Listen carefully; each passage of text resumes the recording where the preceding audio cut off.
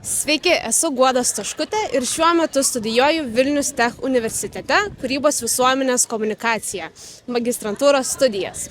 Ką veikiu daugiau už šio universiteto ribų, dirbu kartu su atlikėjais.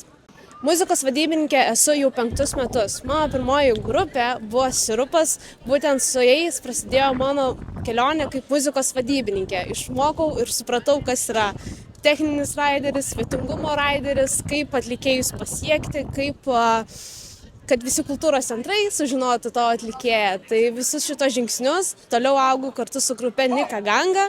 Na ir šiuo metu dirbu kartu su Monika Pundziūtė, Petunija ir žinoma Sirupas. Dažnai sunku atsakyti, tai kągi visgi daro muzikos vadybininkas ir kaip atrodo jo diena. Gal tu visada važiuoji į koncertus ir jau esi muzikos vadybininkas. Tai tikrai ne, visada juokauju ir kitiems ir draugams atsakau, kad esu ir siuvėja, ir šokėja, ir grafikos dizainerė, ir žinoma sėdžiu prie laiškų. Tai yra to, ko niekas nemato, bet galiausiai tai yra tas svarbus darbas, jog pamatytų auditoriją ir tavo atlikėjas atsirastų ant tos scenos.